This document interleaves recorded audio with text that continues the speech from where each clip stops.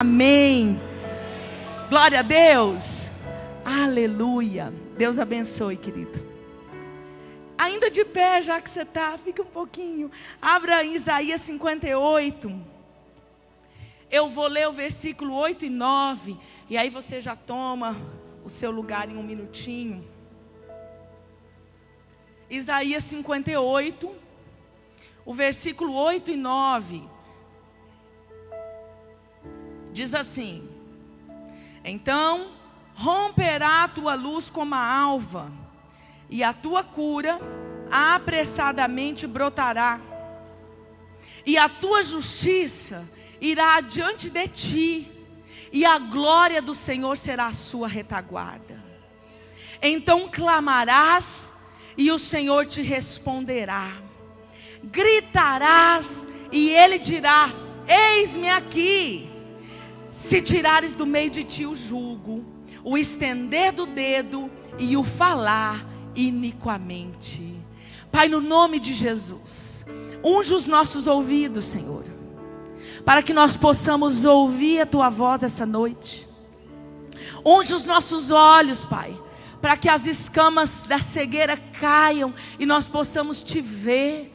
Nós possamos ver o Senhor nessa mensagem do profeta Isaías. Unge a nossa mente, Senhor, para que nós possamos compreender o rema, o Espírito por trás da letra nessa mensagem. Unge, Senhor, o nosso coração, para que nós possamos sentir e sermos sensíveis à voz do Senhor nessa noite, em nome de Jesus. Amém. Tome o seu lugar. Aleluia. Glória a Deus. Eu quero compartilhar então um pouquinho nesse texto de Isaías 58. Esse texto, ele fala que a luz do Senhor, ela pode romper como uma alva em nós, e que a cura que nós precisamos pode brotar apressadamente. Eu amo esse texto, porque então romperá a tua luz como a alva. A alva, o amanhecer, vem de repente. De repente amanhece, e ele está dizendo que uma luz pode vir sobre nós. Como a alva vem, o dia rompe sobre uma noite escura. Pode de repente vir essa luz e apressadamente uma cura brotar. Ai, que texto que me enche de esperança. Quantos de nós esperamos cura em alguma das áreas da nossa vida e a gente deseja que ela venha com pressa, que ela venha de maneira apressadamente? Quantos talvez buscamos em 2019 cura, restauração, mudança, transformação, em alguma área específica ou em mais de uma, e nós esperamos que ela viesse, e às vezes não veio como nós esperávamos em 2019, talvez até nesse tempo, mas eu quero te dizer que o ano não acabou. E eu quero te dizer que esse texto diz que ela pode romper como o romper da alva. De repente, brotar uma cura apressadamente, e quem sabe, aquilo que eu esperava que não aconteceu em 2019, possa sim acontecer apressadamente, de repente, no de repente de Deus. Diz: e romperá a tua luz como a alva, e então pode brotar uma cura de maneira apressada. Eu amo esse texto, porque o Senhor aqui nos enche de esperança. Ele nos dá um caminho para que isso aconteça sobre nós. E aqui tem uma promessa dessa luz que traz rapidamente uma cura. Mas também aqui tem um caminho a seguir. Existem 3 condições básicas, que são princípios de Deus para a cura. E para que ela venha apressadamente, como talvez não veio o ano inteiro, ou já há um tempo que eu preciso. Então eu quero dizer para você nessa noite, antes de ministrar a palavra, fica ligado. Abra os teus ouvidos, os teus olhos, a tua mente, o teu coração, naquilo que você clamou ao Senhor ou que você tem clamado. Esse culto foi iniciado hoje, não por combinação humana, mas por definição espiritual em Deus, com uma palavra de clamor. Clama a mim e responder-te-ei. Então eu quero te chamar a atenção. O que você tem clamado que de repente sua resposta ainda não chegou? Qual é uma área que de repente você tem buscado e você sente que talvez até teve resultado, mas não foi aquilo que você esperava nessa área específica?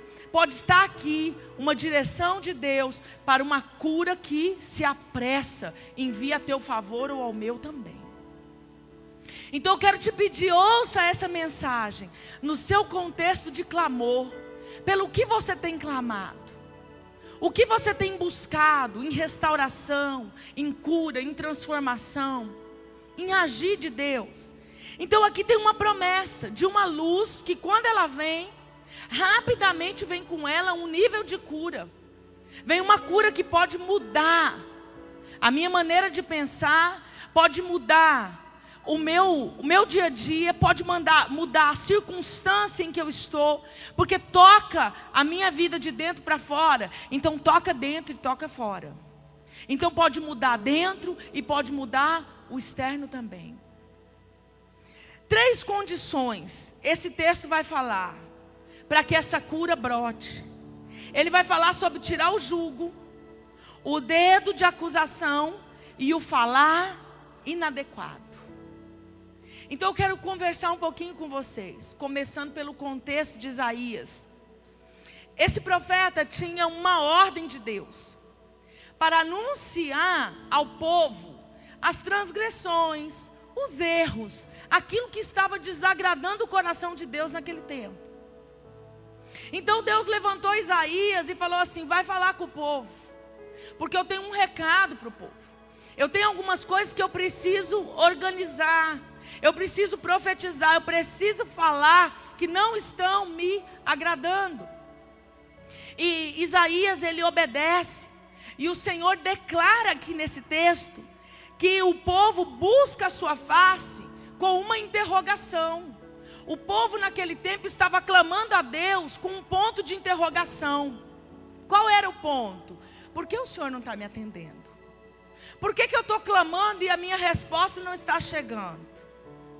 Por que eu estou buscando e não veio? O Senhor não está me vendo? Esse era o contexto. O povo estava dizendo: o Senhor não está me vendo? Será que minha oração não está chegando? De repente alguns mais atrevidos estavam dizendo: o Senhor não está ouvindo? Alguns estavam dizendo assim: meu jejum não está subindo. O que está acontecendo, Deus? Essa era a interrogação no coração do povo. E o Senhor vai declarar: o povo busca a minha face, querendo saber por que eu não estou respondendo suas orações, por que eu não estou atentando ao jejum. E Deus diz ao povo por meio de Isaías, Deus vai reclamar o direito de justiça, Deus vai reclamar um alinhamento que não está subindo. E eu vou dizer para vocês que essa palavra muitas vezes nos pega. Muitas vezes, até sem perceber, nós clamamos ao Senhor e dentro de nós sai um gemido: há tanto tempo eu busco, há tanto tempo eu estou te pedindo nessa situação ou nessa área, por que não tem subido? Por que o meu clamor não tem voltado com respostas? Muitos de nós, em fases diferentes da nossa vida, ou eu poderia quase arriscar, todos nós, em algum momento, questionamos isso, mesmo que não verbalizamos, mas o nosso coração questiona: o que está acontecendo? E era um contexto mais ou menos assim, que estava ali em Isaías. O Senhor, então, vai confrontar dizendo: olha, quando vocês jejuam, vocês não estão me buscando, pelo menos não como deveriam. Vocês estão fazendo contenda no dia que é de consagração. Vocês estão querendo exigir o trabalho dos vossos funcionários, ferindo pessoas, envolvendo debates, confusões. E eu estou lhe respondendo que muita resposta não tem vindo porque está faltando um alinhamento. Deus não quer uma expressão religiosa externa. Deus não quer. Deus não quer um culto aparente, porque Deus me quer e Deus te quer. Então Deus nos quer por inteiro. Antes de querer a nossa expressão religiosa, Deus quer eu e você. Antes de querer aquilo que é exterior, subindo diante dele, Ele quer o nosso interior. E Ele quer isso alinhado, para que Ele nos responda e nos encaixe. E Deus aqui, Ele vai falar de 2 jejuns. E eu vou falar de um só, mas eu vou expor os 2, porque está no texto. Deus aqui, no versículo 6 do capítulo 58, vai falar de um jejum. Está escrito assim no versículo 6: porventura, não é esse o jejum que escolhi, que soltes as ligaduras da impiedade, que desfaças as ataduras do jugo, e que deixes livres os oprimidos, e despedace todo o jugo? Esse é um primeiro jejum. E esse jejum, ele vai apresentar um sacrifício de libertação, um sacrifício que liberta, um sacrifício que quebra essas algemas. Então o primeiro jejum desses 2, do contexto de Isaías, que ele está pedindo, é assim: sai do que te prende. Eu quero falar um pouquinho desse jugo hoje. Sai do jugo que te prende, que seja livre os cativos. E ele vai responder ao povo: eu quero um sacrifício que traga libertação, não um jejum exterior, que sacrifique, mas não está subindo. E eu não estou, gente, aqui dizendo que então é para a gente deixar de jejuar. Porque tem gente que pega esse texto e fala: nós não precisamos jejuar mais, porque o jejum agora é o de Isaías 58. Não, porque Jesus não confirma isso. No Novo Testamento, Deus disse que os discípulos iam continuar jejuando. Não era aquele momento de jejuar, mas depois eles iam continuar. Então o jejum, ele é vital para que a nossa carne morra e o nosso espírito seja vivificado. Mas aqui tinha um contexto que nem o jejum estava sendo aceito. E agora eu preciso falar realmente, para mim e para você, o que esse texto está nos confrontando. Tem momentos que o nosso clamor não sobe, nem o nosso jejum sobe.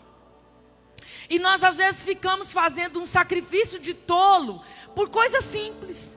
Só porque a gente não alinha algo da verdade da palavra, nós jogamos um sacrifício fora, porque fazemos diferente em relação ao jeito que Deus pediu.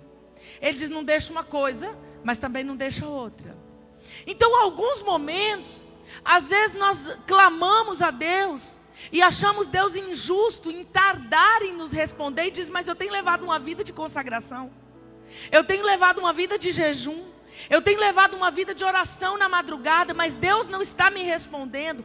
Mas Ele quer um jejum, uma oração, um clamor que rompa com os vínculos, as ligaduras da impiedade dentro de nós. E Ele diz que quando isso acontecer, quando esse sacrifício de libertação, que tira as ataduras do jugo, que deixa de fato livre da opressão, quando esse jejum interior subir, o exterior também vai ser aceito. E aí eu vou te dizer, uma cura apressadamente brotará na área em que você está buscando. Essa aqui não é uma palavra ruim de ouvir. Eu quero te dizer que, pelo contrário, é uma palavra que tem uma promessa de luz. É uma palavra que tem uma promessa de revelação da verdade, que vai trazer algo que verdadeiramente nos transforma. É uma palavra que eu e você precisamos acolher no coração, para então romper naquilo que nós entendemos que estamos necessitando, porque estamos clamando. O versículo 7 então vai falar de outro jejum. Porventura não é também que repartas o teu pão com o faminto, e recolhas em casa os pobres e abandonados, e quando virem o nu, o cubras, e não te esconda da sua carne?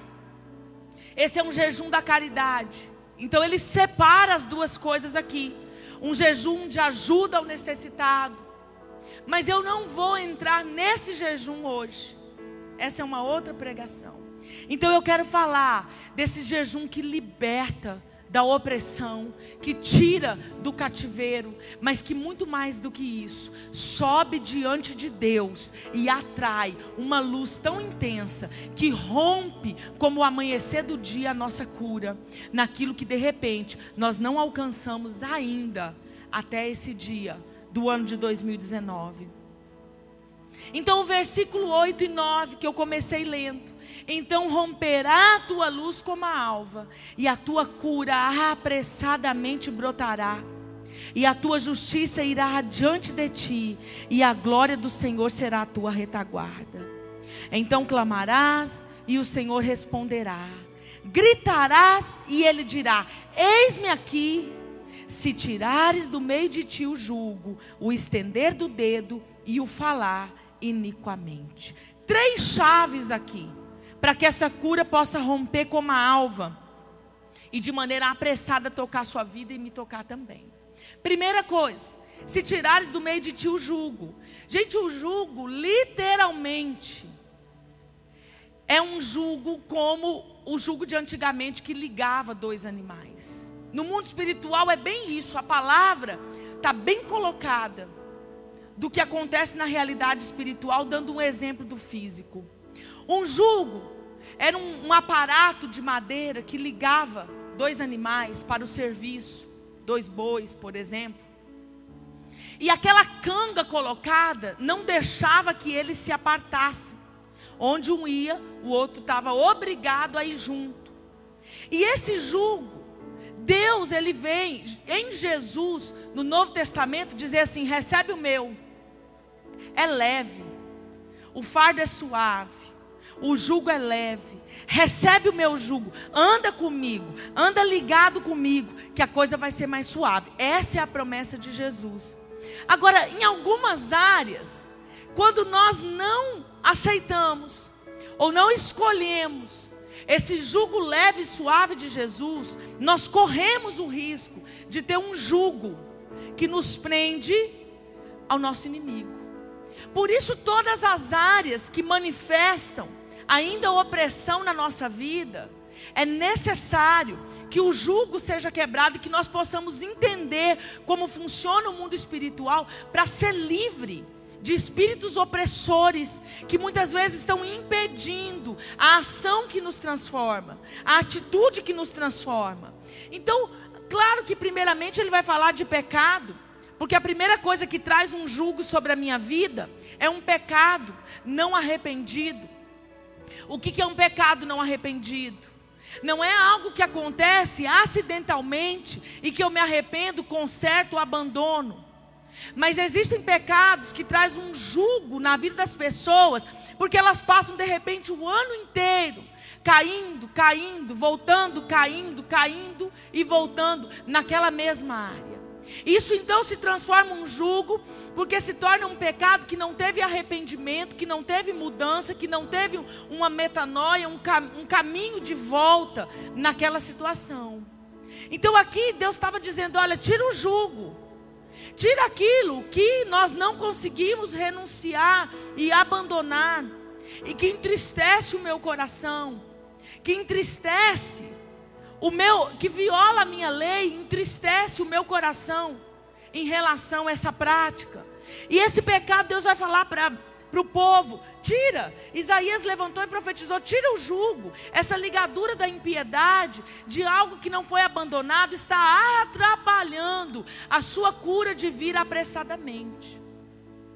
Me chama a atenção algo nesse assunto, que muitas pessoas buscam cura em uma determinada área, e a gente conversa um pouco com a pessoa tentando entender, e às vezes nós analisamos a nossa própria vida, ou de pessoas, ou quando eu estou conversando com alguém para buscar a minha cura, eu também me deixo ser analisada por pessoas, e eu percebo que tem uma coisa em comum no ser humano nesse assunto. Muitas vezes nós não ligamos aquilo que nós ainda estamos em falta com aquilo que nós estamos buscando em Deus. Como assim, pastora? Nós estamos buscando cura na área A, mas o jugo está na área C. E daí a gente fala, não tem nada a ver. Essa situação que eu não alinhei, essa situação que eu não consertei, não tem nada a ver com aquilo que eu estou clamando a Deus. Então não está interferindo na minha resposta. Mas eu quero dizer para você que muitas vezes está. E Deus estava falando ali, tira o jugo. Eu quero te responder, seja na área do trabalho. Eu quero te responder, seja na área do casamento. Eu quero te responder, seja na área sentimental. Eu quero te responder, seja na área de relacionamentos com amizades, relacionamentos familiares. Eu quero te responder no ministério. Mas tira aquilo que eu estou te pedindo para renunciar, aquilo que você não está conseguindo exercer o domínio próprio, mas eu tenho falado há tanto tempo. Tira isso do meio e nós vamos ver uma cura de Deus brotar apressadamente, como a alva rompe sobre uma noite. Não é um pecado acidental, mas realmente aquilo que nós temos infringido. Engraçado que o jugo, se eu não pego o de Jesus, automaticamente eu fico com o jugo do inimigo. Se eu não faço uma escolha pelo jugo de Jesus, é automático a escolha pelo jugo do inimigo, porque no mundo espiritual não há meio termo, não há em cima do muro. No mundo espiritual as coisas são definidas, e ele vai dizer, toma o meu jugo, aprende de mim, encontrareis descanso para as vossas almas, porque o meu jugo é suave, o meu fardo é leve. E eu quero dizer para vocês, eu quero denunciar algumas ações no mundo espiritual que nos impedem de se livrar de alguns jugos da nossa vida. Muitas vezes nós não prestamos atenção nos agentes no mundo espiritual que estão influenciando nossa maneira de pensar e a nossa forma de reagir.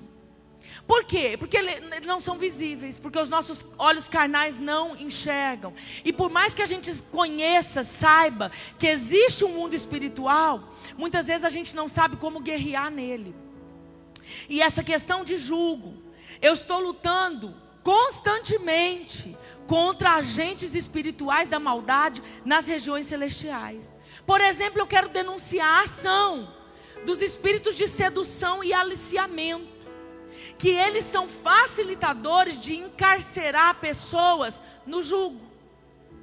Como é que é a ação desses espíritos de aliciamento?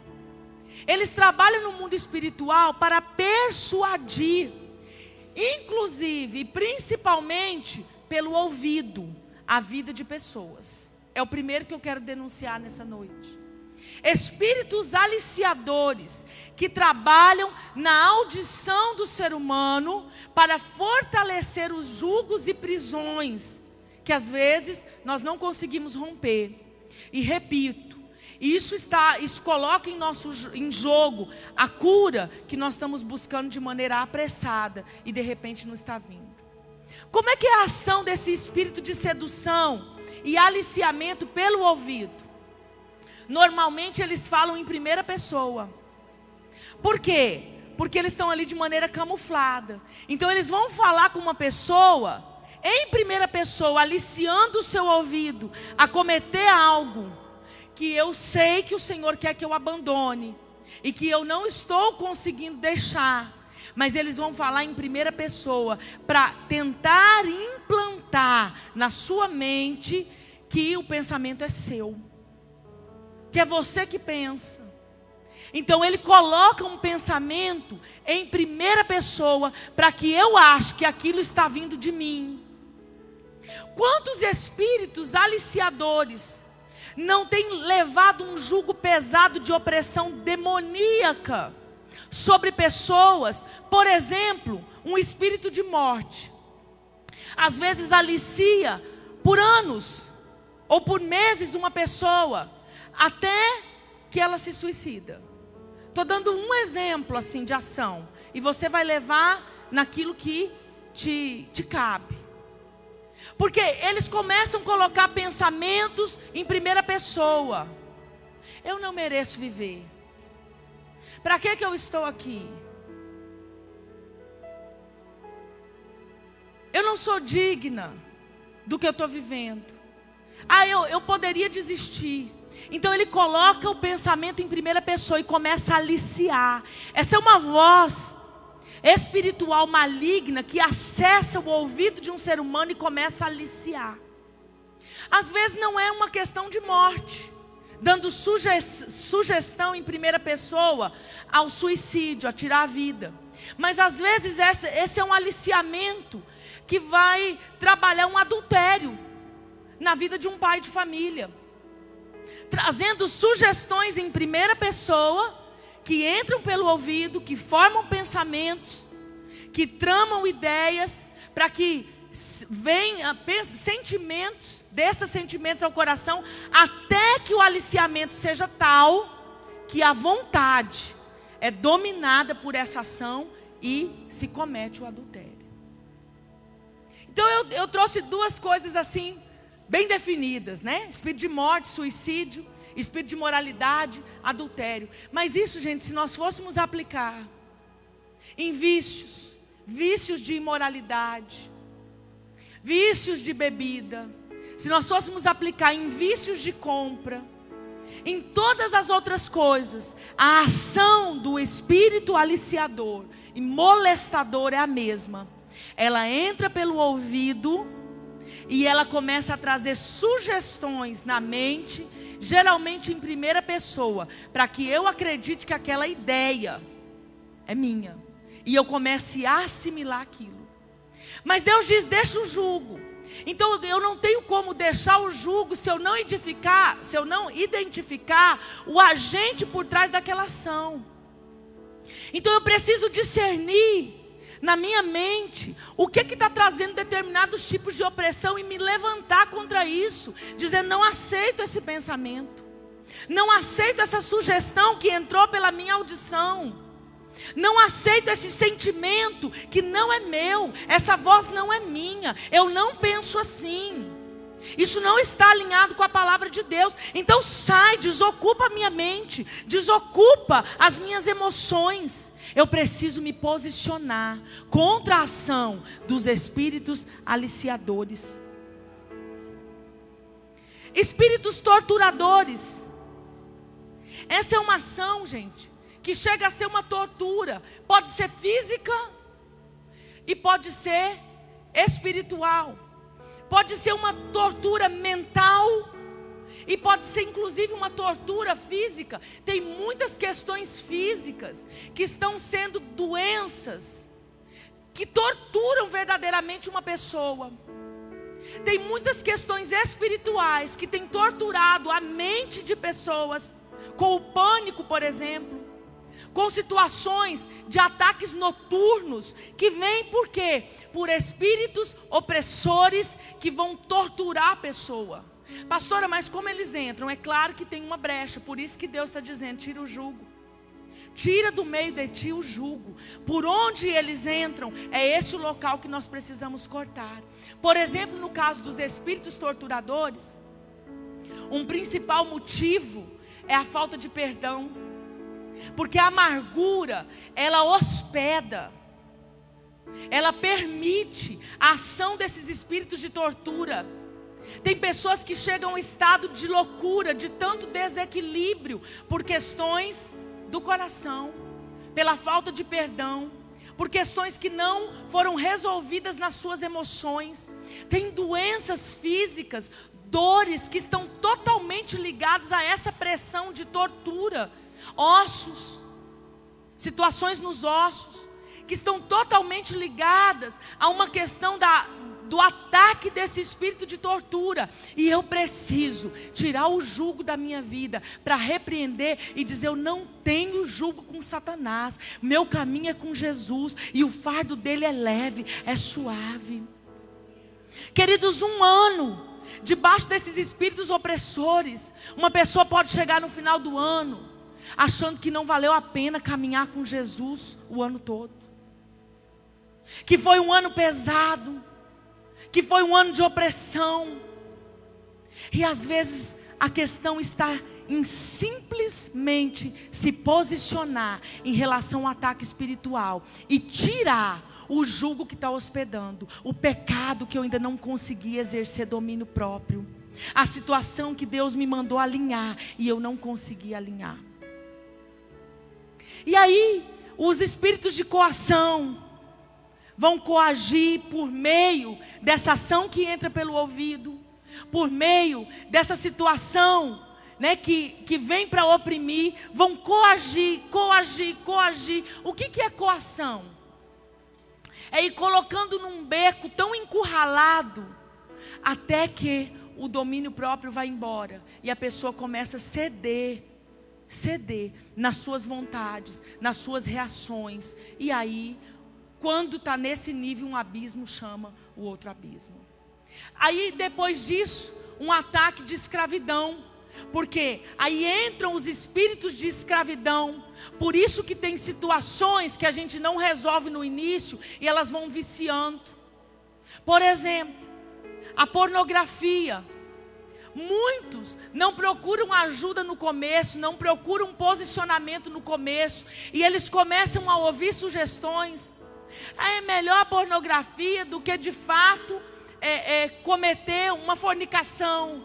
E ele vai entrando naquilo, aliciados pelos espíritos que estão falando no ouvido. Aí ele vai dando lugar para aquilo, vai se sentindo coagido, oprimido, encurralado, até que ele perde o domínio próprio, começa a pecar nessa área, e é só de vez em quando, mas daqui a pouco é de novo, daqui a pouco ele está escravo naquela área. E assim em todas as outras situações, estou dando um simples exemplo. Por isso que quando a pessoa está escrava de um comportamento vicioso, já temos outro nível de guerra. Já vai ser uma batalha num outro nível desse retorno para um alinhamento em Jesus. Junto com tudo isso, nós discernimos os espíritos de engano. Esses dias teve uma mensagem na igreja muito clara sobre o engano. Se você não viu, procure lá no YouTube. Pastor Dinho que pregou. E na área de libertação não é diferente, porque os espíritos enganadores vão trabalhar todo esse processo que eu estou colocando para vocês com mentiras, com circunstâncias, seja no espírito de morte, seja na imoralidade, seja num vício, seja numa questão financeira, seja num sentimento, seja numa luta contra o orgulho, contra a ira. Em todas as áreas eles vão buscar o quê? O engano. Por isso eles trabalham de maneira diferente, até que a pessoa esteja escrava. Mas Deus aqui vinha falar por meio de Isaías: tira o jugo. E para tirar o jugo, você precisa discernir a guerra espiritual. Para tirar o jugo, você precisa discernir o que é opressão, contra quem você está lutando, e uma firmeza de um posicionamento e dizer: não, quem domina sou eu, por meio do Espírito que habita em mim. Eu posso dizer não, eu posso renunciar, eu posso escolher diferente, eu posso escolher não entrar o próximo ano sobre esse jugo, eu posso escolher hoje dar uma volta nessa situação que eu não abandonei. Queridos, em todas as áreas, alguns têm algumas questões que aparentemente são simples na mente dele. E eu falo isso pelos momentos que nós vamos atender pessoas. Você percebe uma pessoa com um vício que na cabeça dele é pequeno, mas ele não percebe o quanto está aprisionando ele num jugo, num vício, e está impedindo que Deus traga essa resposta que Isaías diz, que apressadamente brota como a cura. Segunda coisa que o texto vai nos falar, que nós precisamos tirar: primeiro o jugo. Segunda coisa, é uma chave para que a cura brote apressadamente. Eu preciso tirar o estender do dedo. Romanos 14, de 1 a 4 diz assim: ora, quanto ao que está enfermo na fé, recebei-o. Não em contendas sobre dúvidas, porque um crê que de tudo se pode comer, e outro que é fraco come legumes. O que come, não despreze o que não come, e o que não come, não julgue o que come, porque Deus o recebeu por seu. Quem és tu que julgas o servo alheio? Para o seu próprio Senhor, ele está em pé ou cai, mas estará firme, porque poderoso é Deus para o firmar. Isaías vai dizer assim, ó, tira do meio de ti o jugo do estender do dedo. Além do pecado, tira a acusação, para que essa cura brote apressadamente. Queridos, está aqui uma outra coisa que nos impede de receber cura e transformação nas áreas que nós buscamos em Deus. Como o nosso dedo às vezes é estendido para apontar. Primeira coisa, primeiro motivo, porque a justiça própria na vida de uma pessoa, ela quer exercer domínio. Ela quer exercer a acusação. Ela pende para analisar as coisas segundo a minha ótica, a minha maneira de ver. Essa é uma tendência humana. Eu preciso entender o movimento de Deus, o querer de Deus, a vontade de Deus e o princípio de Deus para me posicionar nessa verdade de não julgar. Porque se eu não entender essa verdade na profundidade que ela é, eu não consigo. Porque se tem uma coisa que a carne humana, ela tem uma inclinação, é para o juízo, é para o estender do dedo. Deus não aceita que nós julgamos os teus. Romanos diz assim, que ele recebeu por seus. Quando nós julgamos, nós apontamos o dedo, nós culpamos, sentenciamos pessoas. Queridos, eu vou te dizer, aqueles que buscam restauração em um casamento, enquanto eles não tirar o estender do dedo apontando para o outro, ele não consegue uma cura que brota apressadamente. Tem pessoas que passou 1 ano, 2, 3, buscando a cura no seu relacionamento conjugal, por exemplo. Se ele se posicionar nessa verdade que Isaías declara, simplesmente desse segundo item, e parar de estender o dedo de acusação, tem uma promessa aqui, que uma cura vai brotar apressadamente, como a alva rompe, o dia rompe sobre a noite, virá uma transformação naquela casa e naquela família. Às vezes nós não conseguimos. Por isso precisamos meditar e meditar nos textos que nos prometem cura, para tomar uma decisão de alinhamento. A justiça própria é algo que funciona como um laço na vida de pessoas, porque nós somos muito tentados a ver as coisas da nossa maneira, do nosso jeito. E nós emitimos e às vezes até aprisionamos, em vez de sermos libertadores de pessoas, nós aprisionamos pessoas pela acusação, pelo dedo de acusação. Quando nós julgamos, nós saímos da posição de observador da lei. E Tiago capítulo 4 vai dizer assim: irmãos, não faleis mal uns dos outros. Quem fala mal de um irmão, julga seu irmão, fala mal da lei. E se tu julgas a lei, já não é mais observador da lei, mas juiz. Há um só legislador que pode salvar e destruir. Tu, porém, quem és que julga o outro?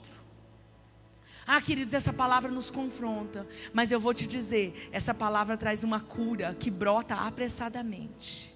Apressadamente. Eu me lembro de um testemunho de um casal de irmãos. Eles precisavam de um movimento sobrenatural de Deus para casarem, porque eles queriam festa. Ela queria vestido, eles queriam comemorar, mas eles não tinham nada, não tinha casa, não tinha móveis, não tinha possibilidade de festa, e eles foram buscar Deus. Então qual era o clamor? O culto começou com uma palavra de clamor em Jeremias: clama a mim e responder-te-ei. Eles estavam clamando por uma coisa material, não tinha nada a ver com falar mal de ninguém. Eles queriam o quê? Dinheiro, porque a festa precisava de dinheiro, os móveis precisavam de dinheiro. Eles queriam recurso, queriam bênção, seja por meio de alguém ou por meio de uma ação sobrenatural de Deus que colocasse o dinheiro para eles adquirirem. E eles começaram a clamar a Deus, e Deus falou assim: faz um voto comigo. Sim, Senhor, nós faremos. passo um ano sem falar mal de ninguém. Eles até assustaram. Eu passo um ano sem julgar ninguém. Eles levaram um susto quando eles me contaram esse testemunho. Nós falamos, não tem nada a ver com o nosso pedido, mas tinha a ver com esse princípio. Tinha a ver com esse princípio, porque eles queriam uma ação que ia brotar da noite para o dia, apressadamente, um movimento sobrenatural de Deus. E eles entenderam e falaram amém. Então eles iam para as rodas, eles falaram, pastora, sabe onde que nós descobrimos que nós éramos mais tentados a falar mal de pessoas? Onde? Nos movimentos dos crentes. Era nos grupos, nas células. Por que nós percebemos isso? Nós só percebemos porque a gente estava clamando a Deus, Deus deu essa palavra, a gente decidiu obedecer, porque a gente queria casar. Aí nós levamos a sério, e a gente viu tanto que a gente estava contaminado. Nós vimos que nós estávamos contaminados com tudo, e a gente teve uma dificuldade imensa de nos posicionar. Porque quando a gente não falava, a gente concordava. E foi apertando, Deus foi apertando. E a gente falou, meu Deus, que área difícil de ser tratados. E eles, quando eles viram, eles estavam na roda. Aí eles começaram, nós vamos fugir. Porque a Bíblia diz, fugir da aparência do mal. Eles foram procurar recurso bíblico. Aí então começava a conversa. Eles não tinham condição no começo de se posicionar. Eles começaram a fugir. Aí eles iam embora mais cedo. Eles falavam, então tá bom, irmãos, a paz do Senhor, tchau. Eles falaram para mim que o meio mais difícil de posicionar foi no contexto de igreja. E eles falaram, nós precisamos nos posicionar. A motivação deles era o casamento. Ele falou, não vou esconder não, pastora. Talvez se não tivesse o negócio do casamento, a gente nunca tinha passado por essa experiência. Mas enfim, eles se posicionaram em relação ao dedo que acusa, ao dedo que julga. E queridos, em um ano, Deus rompeu o sobrenatural na área que eles precisavam. Tudo bem que essa era da menor situação, envolvia questões materiais, mas para eles era o importante, era a celebração do casamento. E Deus levantou tudo o que eles precisavam para a festa e para casa naquele ano, por um posicionamento debaixo dessa verdade que Isaías profetizou. Gênesis 18, 25 diz que Deus é juiz de toda a terra. Então quando nós usamos a nossa língua para julgar, nós vamos entrar nesse lugar de juiz que é dele. Mateus 15, 11 diz assim, o que contamina o homem não é o que entra na boca, mas é o que sai da boca. Isso é o que contamina o homem. Ainda no mesmo capítulo, nos versículos 17 e 18 diz, ainda não compreendeis que tudo o que entra pela boca desce para o ventre e é lançado fora? Mas o que sai da boca procede do coração, e isso contamina o homem. Porque quando eu emito essas palavras, geralmente elas têm peso, e o peso da acusação traz na hora uma contaminação para a minha vida. Contamina o meu espírito, contamina as minhas emoções, mas eu não estou percebendo essa ação. E queridos, é uma realidade que dói, mas não dói só para você, dói para mim também. É uma palavra que você pode dizer, pastora, ruim de ouvir, mas é uma palavra que traz cura. Muitas vezes nós vamos clamar e vamos dizer, nesse contexto de Isaías 58, o senhor não está ouvindo? Eles estavam reclamando, o senhor não está prestando atenção no jejum? Eu estou jejuando, eu estou sacrificando, eu estou clamando. E às vezes Deus está olhando e está vendo a contaminação tamanha de tanto peso emitido nas palavras que apontam o dedo. Contaminou o meu espírito, contaminou as minhas emoções. Isso está impedindo, trazendo nuvens que escurecem o meu clamor. E que pelo princípio de Deus o impedem de agir. Ele precisa entrar com juízo, ele precisa entrar com conserto antes de responder. Para um pouquinho para pensar, que área você tem clamado? Será que seu jejum, sua oração tem sido aceita? Eu também estou fazendo essa reflexão, não é só você. Será que nós temos alcançado a área que nós estamos buscando? Perdão, será que nós não temos alcançado a área que nós estamos buscando porque não deixamos de apontar o dedo? Porque não deixamos de emitir esse peso em contaminação, pelo juízo, pela crítica julgadora. Contaminamos a nós mesmos e contaminamos também aqueles que ouvem. Outra coisa que o juízo traz: quando nós julgamos, nós atraímos o juízo sobre nós na mesma medida.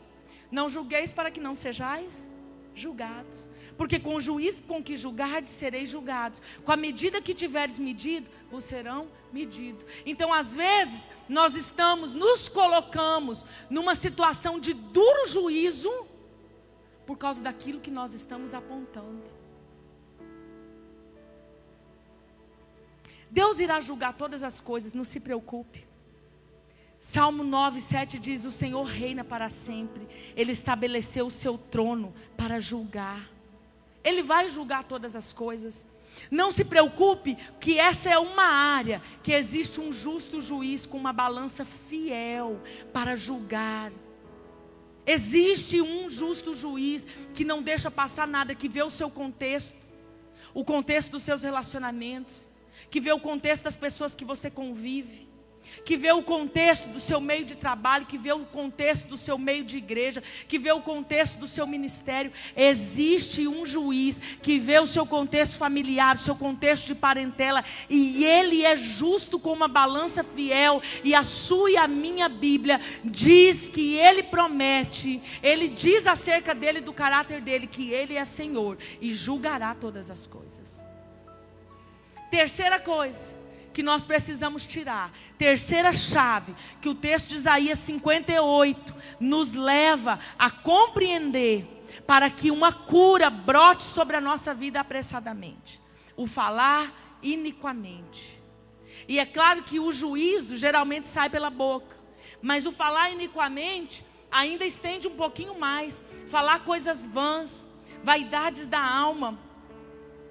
Mateus 12:36 diz assim: mas eu vos digo que toda a palavra ociosa, que quer dizer inoperante, inútil, que os homens disserem, hão de dar conta no dia do juízo. Então, essa é uma reflexão. Como está o meu falar? Como é que está o meu falar?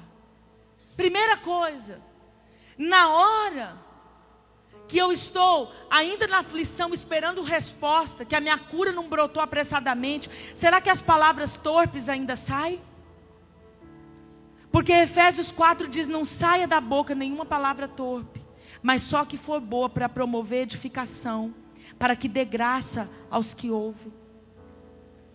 O que nós temos falado tem edificado ou tem destruído? Qual é o nível de palavras?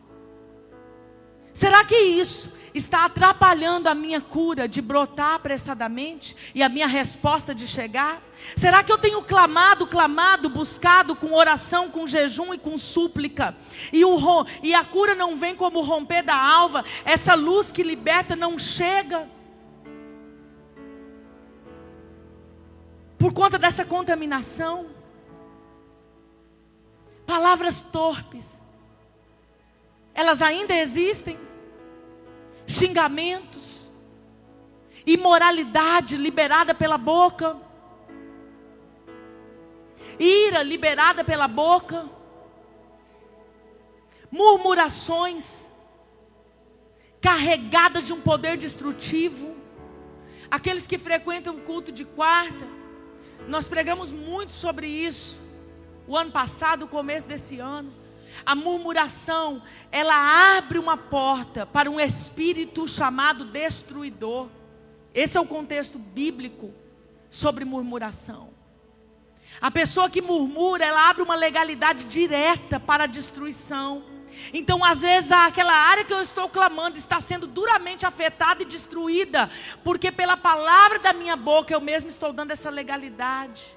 E ele está dizendo aqui: tira do meio de ti o jugo, o estender do dedo e o falar iniquamente. Na murmuração eu abro essa porta. Está lá em 1 Coríntios 10. E não tentemos a Cristo, como alguns deles tentaram e pereceram pelas serpentes. E não murmureis, como também alguns deles murmuraram e pereceram pelo destruidor.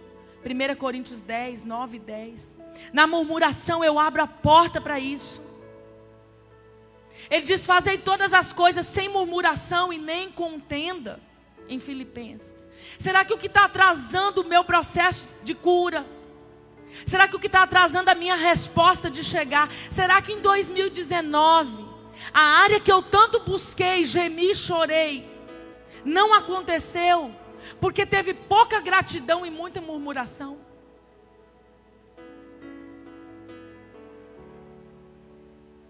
Será que o louvor pela bondade do Senhor foi pouco? E a murmuração tomou conta? E eu me tornei, de certa forma, uma pessoa de língua pesada, reclamão,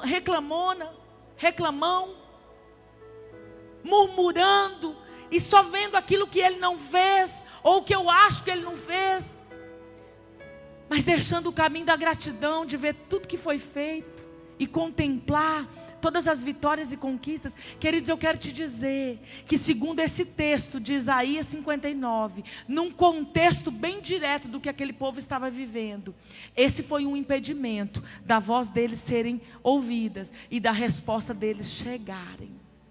Como é que está o seu falar? Jesus deixa um exemplo que o próprio Isaías profetizou. Ele foi oprimido e afligido, mas não abriu a sua boca. Ai, que difícil. Não abriu a sua boca, como uma ovelha muda. É difícil chegar a esse nível, mas eu quero te dizer que é glorioso quando nós chegamos. É glorioso quando nós chegamos. Então eu vou ler de novo, para a gente finalizar. Isaías 58, de 9 a 12, se você quiser abrir.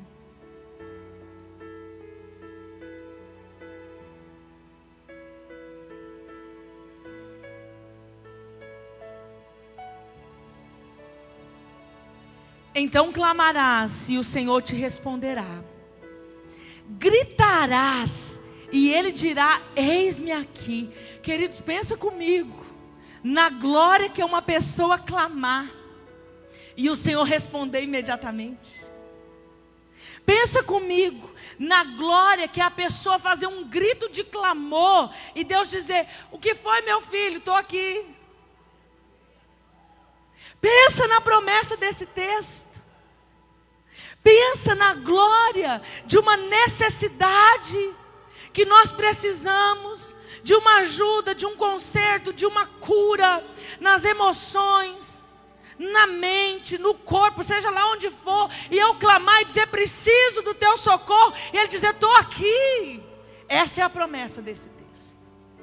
Essa é a gloriosa promessa desse texto. Clamarás e o Senhor te responderá. Gritarás e Ele dirá: eis-me aqui. Diga se. Repete comigo. Tirares do meio de ti o jugo, o estender do dedo e o falar iniquamente. Glória a Deus. E se abrires a tua alma ao faminto e fartares a alma aflita, então a tua luz nascerá nas trevas e a tua escuridão será como o meio-dia.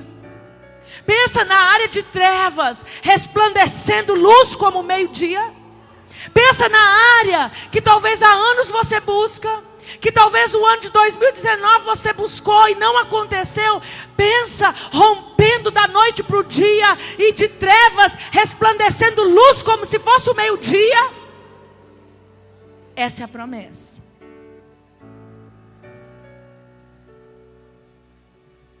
E o Senhor te guiará continuamente e fartará a tua alma em lugares áridos e fortificará os teus ossos. e será como um jardim regado e como um manancial cujas águas nunca faltam. E os que de ti procederem edificarão as antigas ruínas, e levantarás os fundamentos de geração em geração, e chamar-te-ão reparador de roturas e restaurador de veredas para morar. Queridos, a grandeza dessa promessa para quem obedece às 3 chaves vai além do que a área de cura pessoal, mas vai fazer de você alguém que se torna um manancial, alguém que as áreas que eram áridas e secas comece a jorrar, as áreas que a terra não dava fruto vai florescer, e quem chegar em você vai saber que você é fonte. Vai saber que você tem água para saciar, que vem de uma fonte superior, que vem do Rei eterno da glória, mas você vai liberar, porque essa é a promessa. Ele vai fortalecer os seus ossos, Ele vai fazer os lugares áridos saírem dessa sequidão, mas não vai ser só isso. Ele diz assim, que nós seremos como um jardim regado, como um manancial, cujas águas nunca vão faltar, nunca vão faltar. Alguém que tiver sede vai chegar perto de você e vai ter o que beber, porque você entendeu uma verdade e um princípio estabelecido na palavra. Os que de ti procederem, eles vão edificar ruínas. Queridos, quem entender essa verdade e procederem dessa forma, entenderem isso, um evangelho que é simples, mas que requer posicionamento, vão ser aqueles que Deus vai chamar para ser os fundamentos. Como assim, pastora? O fundamento é Jesus, claro. É sempre Ele, por meio dEle e para Ele. Mas Ele escolhe pessoas que vão continuar levando essa cura, que Ele vai chamar de reparador de roturas, de restaurador de veredas para morar. São pilares que vão edificar cura em famílias, em linhagens. São pessoas que pelo seu posicionamento, Deus vai salvar o casamento. São pessoas que pelo seu posicionamento, Deus vai salvar parentes, parentela. São pessoas que pelo seu posicionamento, Deus vai mudar a história no meio do trabalho. São pessoas que por meio do seu posicionamento, Deus vai tocar amigos e colegas na escola, na faculdade ou no meio em que você influencia. Por meio de um posicionamento, Ele só está pedindo para nós: tira do meio de ti o jugo, tira o pecado, se defende desses ataques, desses espíritos malditos que oprimem. Vamos nos posicionar em dizer não para aquilo que Ele está nos pedindo para renunciar. Ele está dizendo: tira do meio de ti o jugo, deixa que eu sou o juiz. Não estende o dedo, não coloca a sua língua para falar iniquamente, não usa para palavras torpes, não usa para murmurar. Cala-te diante de situações, foge do pecado se for preciso, foge da conversa fiada se for preciso. Ele está pedindo isso. E o falar iniquamente, 3 posições que vai trazer essa promessa gloriosa.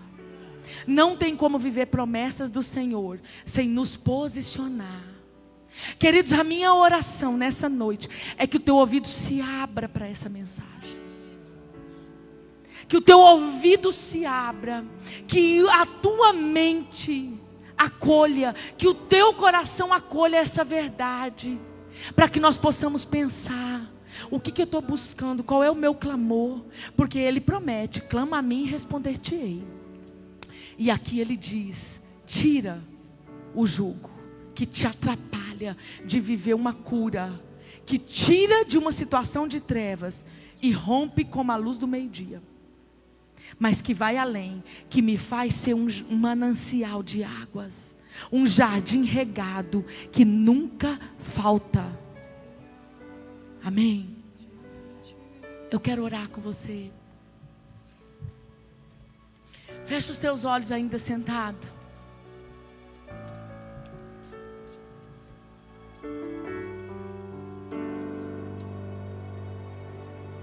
Deus, nós queremos refletir, meditar nessa verdade profetizada pelo profeta Isaías.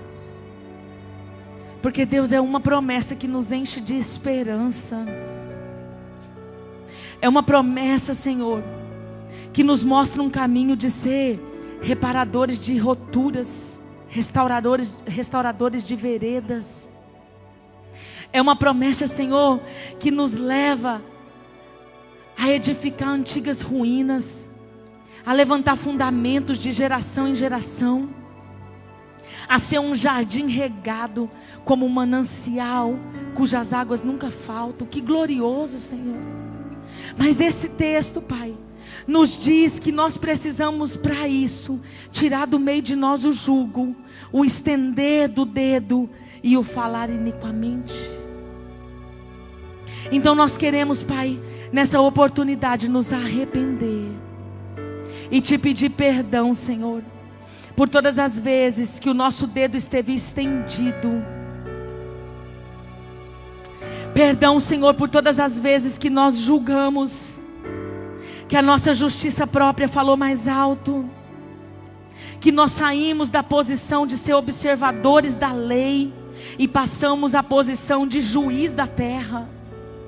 Perdão, Senhor, pelas vezes que nós nos precipitamos, julgamos pessoas olhando o nosso ponto de vista, permitimos, Senhor, que o engano entrasse pelos nossos ouvidos em relação a pessoas. Quantas vezes acusamos sem ser verdade, falamos precipitadamente, erramos contra pessoas, erramos contra os próximos, contra os que amamos, contra os mais de longe, erramos contra situações. Perdão, Senhor, pelas vezes que julgamos usando a nossa língua para contaminar nós mesmos e aqueles que nos ouviram. Perdão, Senhor, porque enquanto isso nós atraímos juízos da mesma medida. Perdão, Senhor, porque nós saímos desse lugar de descanso, porque o Senhor é o juiz de todas as coisas, e quando nós julgamos, nós não confiamos nessa verdade escrita em Salmos, em Romanos, em toda a Bíblia. Hoje nós queremos te pedir perdão, Pai, por todas as vezes que o domínio próprio, Senhor, não esteve em nós, e por isso nós não conseguimos tirar o jugo do nosso meio. Todas as coisas que especialmente esse ano de 2019 nós não conseguimos renunciar, nós não conseguimos exercer domínio. Pai, eu te peço perdão, e nós como igreja te pedimos perdão.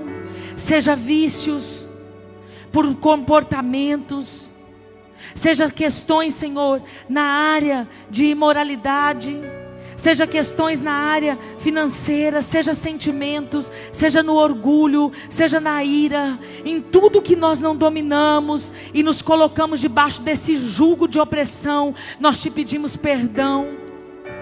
Não queremos mais, Senhor, cair na cilada dos espíritos de aliciamento que entram pelo ouvido, dos molestadores e perseguidores, dos espíritos de tortura e coação, de escravidão e os enganadores. Não queremos, Senhor, cair mais nessas armadilhas preparadas pelo nosso inimigo, que nos fazem sair da posição que o Senhor nos chamou. Não, hoje nós queremos nos posicionar, Pai, nos posicionar em de repente as áreas que nós não nos posicionamos durante o ano. Nós queremos sim, ainda em 2019, ver uma cura brotar sobre as nossas vidas apressadamente. Perdão, Senhor, pelo falar iniquamente, por toda palavra torpe liberada pelas nossas bocas, as palavras torpes que liberamos, Senhor. Perdão, meu Deus, pela murmuração, pelas vezes que reclamamos, que a gratidão esteve longe e a murmuração esteve tão perto, tão próximo, emitindo, Senhor, palavras que contaminaram, que nos bloquearam, que sujaram a nossa vida espiritual. Perdão, Pai, em tudo aquilo que falhamos com o Senhor, sobre o jugo de opressão, que nós não fechamos as brechas, sobre o estender do dedo que julga pessoas e situações, e sobre o falar iniquamente coisas tolas, frívolas, sem utilidade, que não edificaram vidas. Nós queremos te pedir perdão, Pai. Também te pedimos perdão por todo o prejuízo no reino espiritual acarretado por esses pecados e falta de posicionamento. Também te pedimos perdão, Senhor, porque muitas vezes culpamos o Senhor. Olhamos e achamos que o Senhor não nos responde, que o Senhor está tardio em nos responder, que o Senhor não está nos ouvindo, que o Senhor não está aceitando o nosso jejum, que o Senhor não está aceitando o nosso clamor, o nosso sacrifício, e na verdade nós estamos fora da posição do princípio.